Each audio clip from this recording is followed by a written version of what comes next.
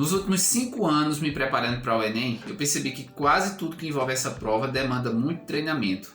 Nesse sentido, o Enem é muito mais sobre treino e adaptação do que inspiração e inteligência.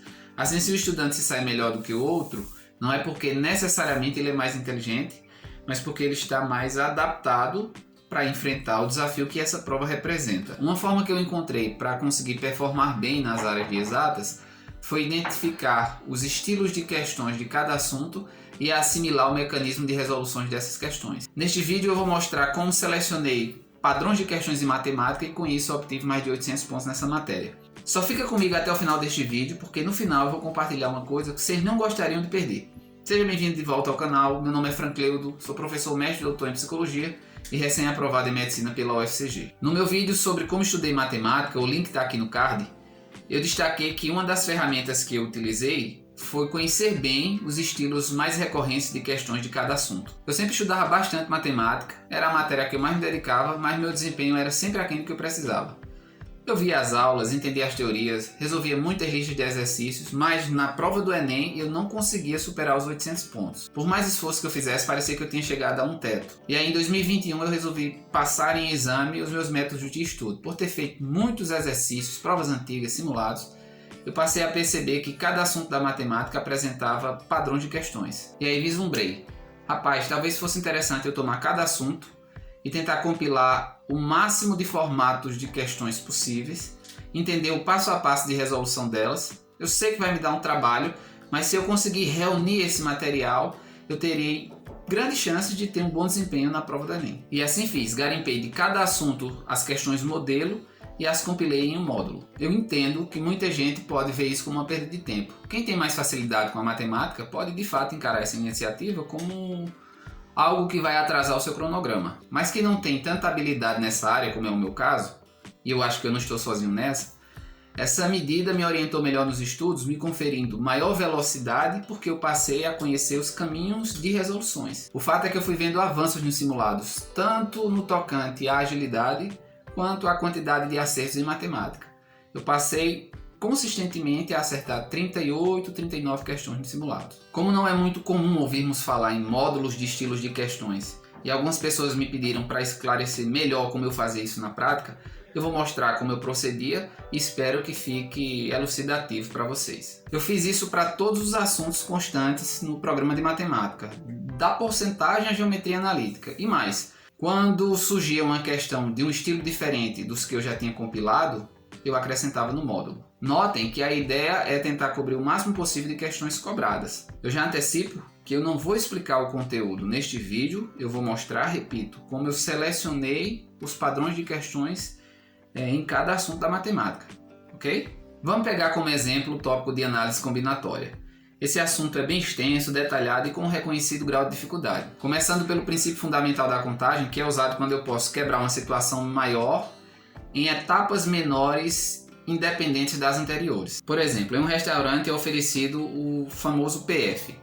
Todos os pratos possuem arroz e o cliente pode escolher uma combinação entre 3 possibilidades de carne, bovina, de frango e vegetariana, 2 tipos de feijão, caldo ou tropeiro, e 2 tipos de bebida, suco ou refrigerante. E a pergunta é de quantas maneiras distintas um cliente pode fazer o pedido. Repare que nesse caso eu posso quebrar uma situação maior em etapas.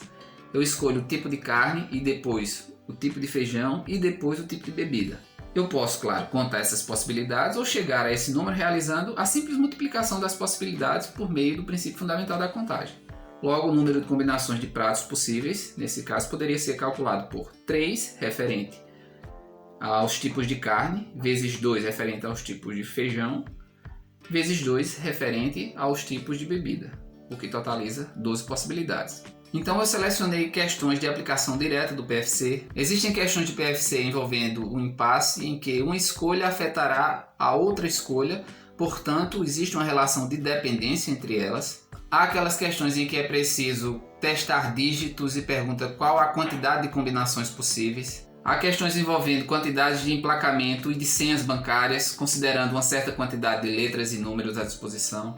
Outro subtópico da análise combinatória é a permutação. Existe a permutação simples, que é a situação em que todos os elementos disponíveis são utilizados e a troca entre os elementos gera um novo resultado. Existem questões de aplicação direta da fórmula e existe um caso especial que é a permutação com blocos rígidos. Nesse caso, considera-se o bloco como se fosse um único elemento, depois você faz a permutação com e dentro do bloco e multiplica esses resultados. Além da permutação simples, existe a permutação com repetição de elementos, que é uma situação combinatória em que todos os elementos disponíveis são utilizados, mas nem toda troca gera um novo resultado. Aí existem as clássicas questões envolvendo caminhos e quarteirões, anagramas, anagramas com restrição e permutação circular. Na sequência vem a parte de arranjos, que é uma situação combinatória em que nem todos os elementos disponíveis são utilizados, mas toda troca entre esses elementos vai gerar um novo resultado, ou seja, a ordem dos elementos importa. Vejam aí alguns estilos de questões envolvendo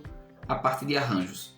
Além do arranjo, existe a combinação, que é uma situação combinatória em que nem todos os elementos disponíveis serão utilizados e a troca entre os elementos não vai gerar um novo resultado, ou seja, a ordem desses elementos não importa. Nesse tópico aparecem aquelas questões de torneio, de formação de comissões com e sem restrições, questões de combinação de sabores, de formação de equipes de destros e canhotos, questões de combinação completa ou combinação com repetição, que é solucionável pelo método das bolas e barras. Ainda existem aquelas questões que mesclam permutação, arranjo e combinação. E ainda no âmbito da análise combinatória aparecem aquelas questões envolvendo o princípio das gavetas de pombos e também questões sobre permutação caótica. E assim repeti em todos os assuntos. Em estatística selecionei questões modelos de média simples, média com chegadas e saídas de elementos, média ponderada, média harmônica, média geométrica, mediana, moda, variância, desvio padrão, desvio médio, coeficiente de variação, etc. Em funções e equações logarítmicas, compilei questões envolvendo as propriedades logarítmicas em si, questões envolvendo magnitude sísmica, pH, tempo de meia-vida, crescimento populacional, questões de cálculos de áreas envolvendo logaritmos, função quadrática ou função de segundo grau. Reparei que as questões geralmente envolvem encontrar as coordenadas do vértice a partir das raízes ou do gráfico da parábola, questões com a forma fatorada, com a forma canônica, questões que exigem saber a cota de compensação pelos faltantes ou aquelas que envolvem descobrir a área de uma determinada região por meio de uma função quadrática. Passando para a geometria no tópico de polígonos, eu selecionei questões sobre a soma dos ângulos internos de um polígono, a medida de um ângulo interno, a quantidade de diagonais a partir de um ângulo interno ou externo, a quantidade de diagonais que passa pelo centro do polígono, além de questões envolvendo pentágono, hexágono e octógono. Bem, eu acho que deu para entender como eu organizei esse material e imaginar como foi relativamente trabalhoso. Claro, é impraticável eu destrinchar aqui assunto por assunto. Eventualmente eu posso até criar uma playlist aqui no canal para apresentar no detalhe cada assunto e os seus estilos de questões. Neste vídeo, porém, a ideia foi apresentar no geral como eu organizei esse material. Depois de responder todas as questões, eu lia semanalmente esses módulos, fazendo uma revisão, para fixar a mecânica de resolução desses problemas, além de, claro, fazia listas de exercícios e simulados. Eu falei no início do vídeo que tinha uma surpresa para quem ficasse até o final, não foi? Eu vou disponibilizar aqui na descrição, para acesso gratuito, 2 materiais em PDF. São os meus módulos com estilos de questões de matemática. Um PDF com as questões selecionadas, mas sem a resolução, caso você queira responder e fazer as suas próprias anotações. E o outro PDF com as mesmas questões, mas com as minhas resoluções e anotações manuscritas. A qualidade da imagem não está boa, mas foi o que o tempo e a minha pouca habilidade com essas ferramentas digitais me permitiram fazer. Tomara que possa ajudá-los a ter uma referência de como eu procedi. Sendo bem honesto e sem querer me promover, eu adoraria ter encontrado um conteúdo assim na minha preparação. Isso teria me poupado um tempo enorme e precioso. Espero que possa poupar o tempo de vocês e possa ajudá-los de alguma forma a terem um bom desempenho em matemática, que, como sabemos, conta muito para a nota final do Enem. Principalmente você que pleiteia cursos mais concorridos, como enfermagem, psicologia, odonto, direito, engenharias, ou mesmo cursos mais acessíveis, deve ter uma atenção especial com a matemática, pois junto com a redação é a área que pode inflacionar mais a sua média e lhe aproximar da aprovação. Se o vídeo te ajudou, só peço o ritual de sempre. Inscreva-se no canal, curte, compartilhe o vídeo nos seus grupos e deixe seu comentário aqui embaixo. O vídeo vai ficando por aqui. Eu agradeço de coração, forte abraço e até mais.